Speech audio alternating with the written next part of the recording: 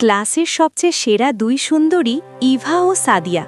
দুজনেই ক্লাসের সবচেয়ে হ্যান্ডসাম ছেলে শিহাবের প্রেমে হাবুডুবু খাচ্ছে, কিন্তু কেউ সে কথা বলতে পারেনি কখনো তাকে। তবে শিহাব মনে মনে ভালোবাসে সাদিয়াকে। একদিন ভার্সিটি শেষে ফেরার পথে ইভা শিহাবের পথ আটকালো। শিহাব, একটু সময় হবে তোমার? বল। আমার সাথে একটু নির্জনে আসতে পারবে? আচ্ছা চল, ক্যান্টিনের পেছন দিকে। ক্যান্টিনের পেছনে আসার পর শিহাব বলল, কি কথা? মানে শিহাব, আমি কি তোমার প্রেম ভিক্ষা পেতে পারি? ওদিকে সাদিয়া তাদেরকে নির্জনে যেতে দেখে আড়াল থেকে তাদের কথা শুনতে লাগলো। শিহাব বলল, কিন্তু ইভা, আমি তো তোমাকে ভালোবাসতে পারবো না, আমি সাদিয়াকে ভালোবাসি। আড়াল থেকে শিহাবের কথা শুনে সাদিয়ার চিত্ত যেন নেচে উঠল। দৌড়ে গিয়ে শিহাবকে জড়িয়ে ধরল। তারপর দুজনের প্রেমের জয় হলো। আর ইভা, সে জল ভরা চোখ নিয়ে বাড়ির দিকে রওনা দিল। প্রতিদিন সে দেখে শিহাব ও সাদিয়ার হাসাহাসি, মাখামাখি, অবাধ্য চোখ যেন তার তখন আর বাধা মানে না। নিচের দিকে তাকিয়েই সে অস্ত্র বর্ষণ করে। বুক থেকে প্রাণটা যেন বের হয়েও বের হতে চায় না। ছটফট করতে থাকে তার অবহেলিত হৃদয়। তারপর একদিন খুব ভোরবেলায় শিহাবের বাড়িতে গেল ইভা। জানলার ফুটো দিয়ে শেষবারের মতো দেখল শিহাবের ঘুমন্ত মুখ। কত মায়া তার মুখে! ইস, একবার যদি ওই মুখে হাত বুলিয়ে আদর করতে পারত সে। শিহাব, এত অধরা হলে কেন তুমি? কেন হৃদয়টা বুঝলে না? চোখের জল মুছতে মুছতে দ্রুত বেগে চলে গেল। ফোনের আওয়াজে ঘুম ভাঙল শিহাবের। তার বন্ধু রনি ফোন দিচ্ছে। ফোন রিসিভ করল সে। হ্যাঁ রনি, বল। শিহাব, খবর শুনেছিস? কি খবর? ইভা আত্মহত্যা করেছে। হোয়াট? চমকে উঠল শিহাব। তাড়াতাড়ি চলে গেল সে ইভাদের বাড়ি। লাশের দিকে তাকালো। চোখ দুটি তখনও খোলা ছিল, যেন শিহাবকে দেখার স্বাদ তখনও তার মেটেনি। শিহাব খুব বুঝতে পেরেছে তার মৃত্যুর জন্য দায়ী সে নিজে। কিন্তু ইভা মৃত্যুর আগে একটা কাগজে লিখে দিয়েছিল, আমার মৃত্যুর জন্য কেউ দায়ী নয়, দয়া করে আমার লাশটাকে পোস্টমর্টেমের নামে কাটাচেরা করতে দিও না। মৃত্যুর পর অন্তত আর কষ্ট পেতে চাই না। বিদায় পৃথিবী। অতৃপ্ত হৃদয় নিয়ে ওপারে পাড়ি দিলাম। অজান্তেই চোখের কোণে জলের রেখাপাত সৃষ্টি হলো তার। অশরীরী। ইভার মৃত্যুর পর শিহাব কিছুদিন অ্যাবনর্মাল জীবন কাটালো। তারপর ধীরে ধীরে ঠিক হয়ে যায়। দিন কেটে যায়, মাস কেটে যায়, তারপর বছর। এভাবে স্মৃতির পর্দা থেকে ইভার চেহারাটা মুছে যেতে থাকলো। ইভা একদিন সবার ধূসর স্মৃতিতে পরিণত হলো। শিহাব আর সাদিয়ার প্রেমও বেশি দিন টিকল না।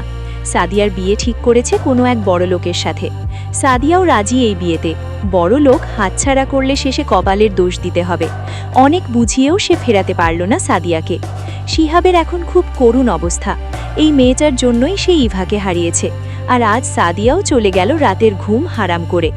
গভীর রাত। শিহাব লাইট অফ করে কাঁদতে লাগল। হঠাৎ একটু মৃদু বাতাস বয়ে গেল। শিহাব অনুভব করল কি যেন নরম হাতে তার চোখের জল মুছে দিল। কে? চিৎকার করে উঠল শিহাব। তাড়াতাড়ি লাইট অন করল সে। কোথাও কেউ নেই, কিন্তু রুমের ভেতরে তখনও একটা খুব পরিচিত পারফিউমের গন্ধ ছড়িয়ে আছে, যে পারফিউমটা ব্যবহার করত ইভা। লাইট অফ করে আবার শুয়ে পড়ল শিহাব। কেউ যেন তার কানে কানে ফিসফিস করে বলতে লাগলো, খুব কষ্ট হচ্ছে শিহাব, এবার তো বুঝতে পারছো হৃদয়টা ভেঙে গেলে কত যে যন্ত্রণা হয়। শিহাব আবারও চিৎকার করে লাইট অন করল। আবারও কাউকে দেখতে পেল না। ভাবল হয়তো মনের ভুল, মানসিক চাপে হয়তো এমনটা হচ্ছে। অনেক কষ্টে রাতটা কাটালো সে। পরদিন সাদিয়ার এনগেজমেন্ট। পাত্রপক্ষ যখন রিং পরাতে আসলো, শিহাব তখন হানা দিল সেখানে। কিন্তু তাকে সাদিয়ার চাচারা আটকে রাখলো একটা রুমে। সাদিয়াকে রিং পরিয়ে চলে গেল পাত্রপক্ষ। তারপর গভীর রাতে সবাই মিলে ওই রুমে গেল যেখানে আটকে রাখা হয়েছে শিহাবকে। সাদিয়ার বাবা বললেন, আমার মেয়ের পিছু ছেড়ে দে, নইলে কিন্তু বাঁচতে দেব না, একদম গুম করে ফেলব। শিহাব জানে সাদিয়ার বাবার কথাটা মিথ্যে নয়। উনি পারবেন গুম করতে, কারণ আগেও করেছেন। আশরাফ নামের একজনের সাথে তার বৈষয়িক ঝামেলা ছিল। তারপর একদিন আর আশরাফকে খুঁজে পাওয়া যায় না। সবার ধারণা আশরাফকে সাদিয়ার বাবা আমজাদ খান খুন করে গায়েব করে দিয়েছে, কিন্তু প্রমাণের অভাবে আমজাদ খান আইনের ধরাছোঁয়ার বাইরে। ক্ষমতাশালী লোক হলে যা হয় আর কি। সাদিয়াকে শিহাব এত বেশি ভালোবাসে যে মৃত্যুকে সে পরোয়া করে না।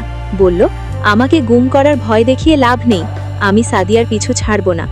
তার কথা শেষ না হতেই সবাই মিলে শিহাবের শ্বাসরোধ করল। তারপর তাকে গোরস্থানে নিয়ে গেল। তারা কবর খুঁড়ল। কবর খুঁড়া শেষ হলে শিহাবের অজ্ঞান দেহটা কবরে ফেলল। যখন মাটি দিতে যাবে হঠাৎ শুনতে পেল একটা নূপুরের ধ্বনি। কে যেন আসছে। নূপুরের ধ্বনিটা ধীরে ধীরে কাছে চলে আসছে। আবছা চাঁদের আলোয় দেখা গেল গোরস্থানের গেট দিয়ে ধীর পায়ে হেঁটে আসছে একটা মেয়ে।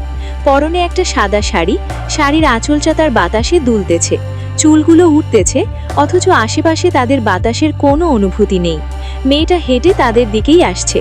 আমজাদ সাহেব ভাবলেন একসাথে মেয়েটাকেও গায়েব করতে হবে, কারণ তিনি তার পাপের প্রমাণ রাখতে পছন্দ করেন না। টর্চের আলো ফেললেন তিনি মেয়েটার মুখে, তারপর ভূত দেখার মতো চমকে উঠলেন। এই মেয়েটা সাদিয়ার সাথে অনেকবার তাদের বাড়িতে এসেছিল, কিন্তু সে তো মারা গেছে। তাহলে এই মেয়েটাকে? ভাবার আর সময় নেই, দৌড়ে পালালো সবাই। ইভা শিহাবকে তুলল কবর থেকে। তার স্পর্শে শিহাব যেন জ্ঞান ফিরে পেল। অনুভব করলো কে যেন তাকে 2 হাতে তুলে নিয়ে হাঁটতেছে। খুব ভালো লাগতেছে তার, এত ভালো কখনো লাগেনি। কিন্তু বাতাসে এটা কিসের সুগন্ধ ছড়িয়ে আছে? আশেপাশে কেউ নেই, শুধু ওই পারফিউমের গন্ধটা নাকে লেগে আছে, আর মাথাটা ঝিমঝিম করতেছে। অনেক মেরেছে ওরা, তাকে মাথায় প্রচণ্ড আঘাত করেছে। তারপর আর কিচ্ছু মনে নেই। কিন্তু সে এখানে এলো কি করে? আর জামাতেও এত মাটির দাগ কেন?